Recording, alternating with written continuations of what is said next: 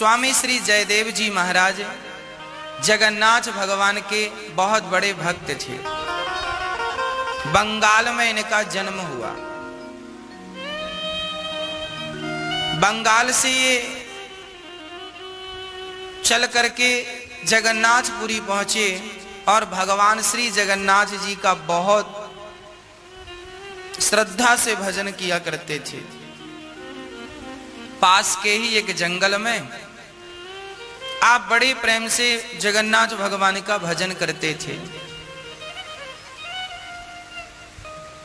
एक दिन जगन्नाथ भगवान के मंदिर में एक पंडित जी आए। उन्होंने कहा, हे जगन्नाथ जी, हमारी कोई संतान नहीं है। यदि संतान हुई तो पहली संतान हम आपको भेंट कर देंगे। संयोगवश जगन्नाथ भगवान की कृपा से पंडित जी के घर समय पर एक बेटी का जन्म हुआ। बेटी के बाद फिर बेटा भी हुआ। जब बेटी विवाह के योग्य हो गई तो पंडित जी ने जगन्नाथ भगवान के चरणों में लाकर अपनी बेटी को रख दिया। प्रभु, मैंने कहा था पहला बच्चा आपका, ये रही आपकी पहली बेटी आपके चरणों में, आप जानो आपका काम। पिताजी जानने लगे। तब जगन्नाथ भगवान ने पंडित जी के स्वप्न में कहा, जाओ इस बेटी को जयदेव जी को देकर आओ। पंडित जी ने बेटी का नाम था पद्मावती। पद्मावती को लेकर के जयदेव जी जंगल में बैठे थे। उनके पास ले जाकर अपनी बेटी दे दी। महाराज, जगन्नाथ भगवान ने कहा है कि इस बेटी से आप विवाह कर लो। जगन्नाथ जी ने सुना, हे भगवान, जयदेव जी ने कहा, हे भगवान, हम तो बाबा जी हैं, भगवान का चिंतन कर रहे हैं और आप हमें गृहस्थी में उलझाना चाहते हैं। हमें ये गृहस्थी का चक्र नहीं चलाना। आप अपनी बेटी को लो और जाओ। पंडित जी बोले, भगवान जगन्नाथ जी का आदेश है। अब जयदेव जी संकट में पड़ गए। जगन्नाथ जी का आदेश है, अब पालन करें। तो गृहस्थी और गृहस्थ आदमी फिर, और जयदेव जी ऐसे थे कि एक वृक्ष के नीचे रात गुजार लेते थे तो उस वृक्ष के नीचे दूसरी रात कभी नहीं गुजारते थे। अर्थात चलते फिरते संत थे। संत सुखी विचरंत मही। संत वही है जो विचरण करता हो। देव जी भी विचरण करते थे। शादी का प्रस्ताव आया, भगवान की कृपा हुई। अब ठुकराएं कैसे? उन्होंने विवाह कर लिया। जब विवाह किया तो जो पद्मावती थी वो भी परम भक्त थी। भगवान की ही तो प्रदान की हुई पुत्री थी ना, बहुत प्रेम करती थी भगवान से। बड़ी सती सावित्री की तरह पतिव्रता नारी। अब संत जी संत वेश से गृहस्थ में प्रवेश कर गए। स्वामी श्री जयदेव जी बड़े प्रेम से अपने जीवन का निर्वहन करने लगे।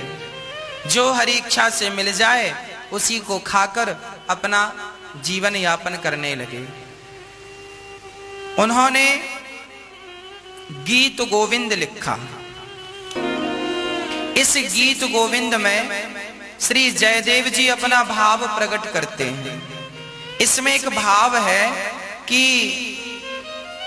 श्री जयदेव जी एक दिन अपनी पत्नी के साथ बैठे थे और वो ये गीत लिख रहे थे कि श्याम सुंदर राधा रानी से कहते हैं, राधा तुम अपना चरण मेरे मस्तक पर रख दो। जयदेव जी ये पद लिख ना पाए। ये पद इसलिए ना लिख पाए कि वो कह रहे हैं कि राधा रानी अपना चरण मेरे मस्तक पर रख दो। तो जयदेव जी को बड़ी लज्जा आई कि राधा रानी तो उनकी प्रेमी है। तब तक पद्मावती ने कहा, भोजन तैयार है, भोजन कर लो। जयदेव जी बोले, मैं स्नान करके आता हूं। तो आप श्री स्नान करने गए।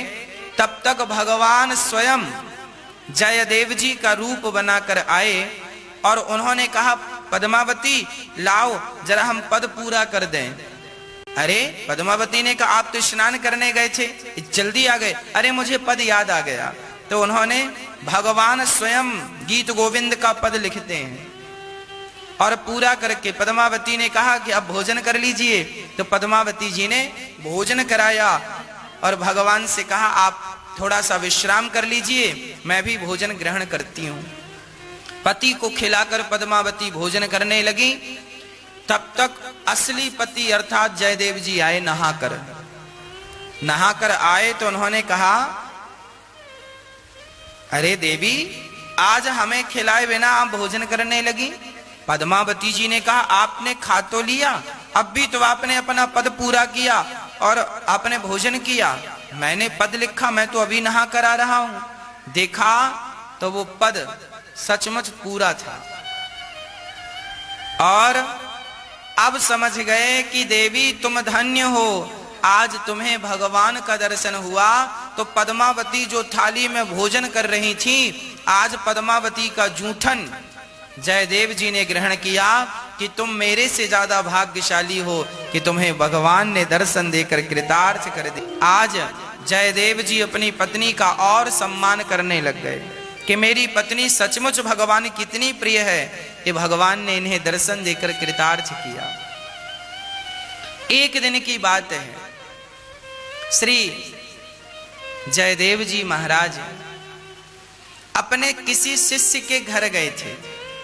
शिष्य ने बुलाया और शिष्य से मिलकर जब जयदेव जी वापस आए तो परिणाम यह हुआ, शिष्य ने बहुत सारा धन दिया था। अब जयदेव जी धन लेकर आ रहे थे, रास्ते में चोर मिल गए। चार चोर मिले तो चार चोरों ने कहा बाबा जी पैसे दो। बाबा जी तो बड़े सरल थे। जयदेव जी ने कहा भैया ये रहा धन, आप ले लो। चोरों को लगा कि इसने धन दे दिया है, कहीं राजा से बतलाकर हमारा काम तमाम ना करवा दे। एक चोर ने कहा एक काम करो, इसे मार दो। जयदेव जी सुन रहे हैं, मार दो। एक चोर ने कहा मारने से फायदा नहीं है, एक काम करो इसके हाथ और पांव काट दो। चोरों ने सचमुच जयदेव जी के हाथ काट दिए दोनों और पांव काट दिए दोनों, और पास में कुआं था पुराना सा, उस कुएं में जयदेव जी को फेंक दिया। पर जयदेव जी धन्य हैं, भगवान के भक्त हैं। इतना कुछ होने पर भी वो प्रसन्न रहे और भगवान का निरंतर चिंतन करते रहे।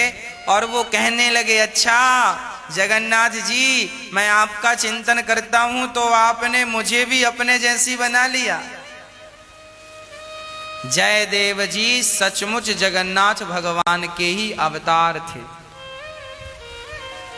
जगन्नाथ जैसे हो गए, जगन्नाथ भगवान जैसे। उसी समय वहां से लक्ष्मण सेन नाम का एक राजा निकलता है। उस राजा ने देखा कि इस कुएं से बड़ा प्रकाश आ रहा है। जाकर देखा तो स्वामी जयदेव जी पड़े थे। राजा ने निकलवाया और अपने राज्य में ले गया। महाराज बड़े तपस्वी हैं, उनके शरीर से प्रकाश निकल रहा है। राजा समझ गए कि ये कोई सामान्य नहीं, ये संत है। राजा ने कहा महाराज आपकी ये हालत कैसे हो गई? तो जयदेव जी ने कहा मैं तो सदा से ऐसा हूं। अब राजा बड़ा सम्मान किया और राजा ने कहा महाराज ये बताइए मैं क्या करूं कि मुझ पर भगवान की कृपा हो? जयदेव जी ने कहा राजन तुम संतों की खूब सेवा करो, इससे भगवान की बहुत बड़ी कृपा होगी। राजा ने खूब भंडारे खुलवाए और खूब बढ़िया चकाचक संतों की सेवा की। डिंडोरा पिटवाया, सभी संत आओ, सबको भरपूर दक्षिणा दी जाएगी। अच्छा वो चोर लोग जो थे ना, बढ़िया कपड़े पहने, तिलक विलक लगाया, कंठी और माला ली और राजा के द्वार पे आए। और जब राजा के द्वार पे आए तो चोरों की नजर पड़ी जयदेव जी बैठे हैं। अब चोर दंग रह गए, अब पिटाई पड़ेगी। जयदेव जी ने देखा अरे ये तो वही चोर हैं, बाबा बन के आए हैं। जयदेव जी ने कहा आओ महात्मा जी आओ। राजा से कहा ये बड़े संत हैं, इनको बिठाओ। राजा ने बड़ा स्वागत किया और खूब, अब वो चोर डर रहे हैं और जयदेव जी संत हैं। जयदेव जी के अंदर कोई बदले की भावना नहीं है। वो तो चोरों का सम्मान नहीं, संत रूप का सम्मान कर रहे हैं। चोर ही संत रूप में हो तो भी संत का तिरस्कार नहीं, रोटी तो देनी ही चाहिए। स्वामी श्री जयदेव जी महाराज उन चोरों का बड़ा सम्मान करा। राजा से कहते हैं इनको बढ़िया व्यवस्था करो ठहरने की। अब राजा ने ठहरने की, खाने की और सोना चांदी लाद दिया। अब चोर बार बार राजा से कह रहे हैं राजा जी हमें आज्ञा दो। अब राजा को लगा ये बार बार आज्ञा मांग रहे हैं।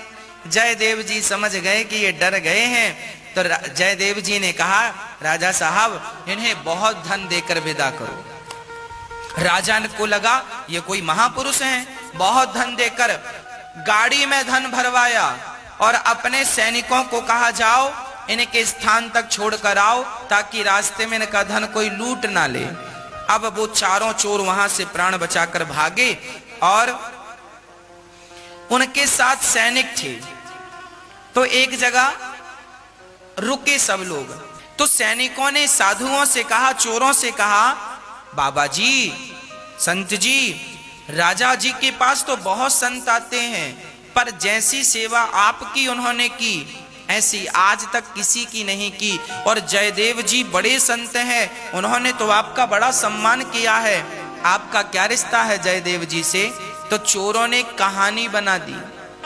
चोरों ने कहा कि ये जो जयदेव जी है ना, हम लोग बहुत पहले एक ही जगह पे काम करते थे। तो ये जयदेव जी जो थे ना, इन्होंने वहां पे काम करते करते उस व्यक्ति की चोरी कर ली और ये पकड़े गए।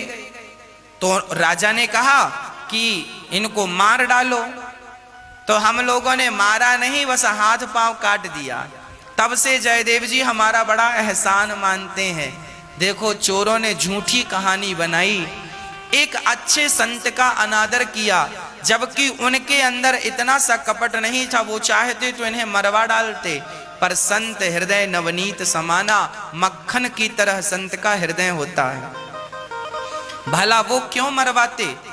जयदेव जी ने तो कोई जवाब नहीं दिया, परंतु इन्होंने जब झूठी कहानी बनाई तो इनके अपराध को पृथ्वी माता सहन ना कर पाई और पृथ्वी फट गई और वो चारों चोर पृथ्वी में समा गए, समाप्त हो गए।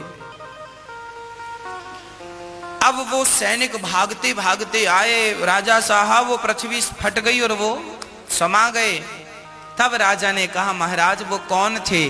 तब जयदेव जी ने कहा महाराज वो चोर थे, उन्होंने मेरे ये हाथ पांव काटे हैं। मैं बताना नहीं चाहता, पर फिर भी उन्होंने अपराध किया तो पृथ्वी फट गई और समा गए। जयदेव जी ने उनके लिए भगवान से प्रार्थना की, हे प्रभु आपने क्यों उन्हें मार डाला? उन्होंने जैसे ही हाथ जोड़ने का प्रयास किया, अपने आप स्वामी जयदेव जी के हाथ और पांव भगवान ने वापस कर दिए, उनके हाथ ज्यों की त्यों हो गए। इस कथा का अर्थ क्या निकला?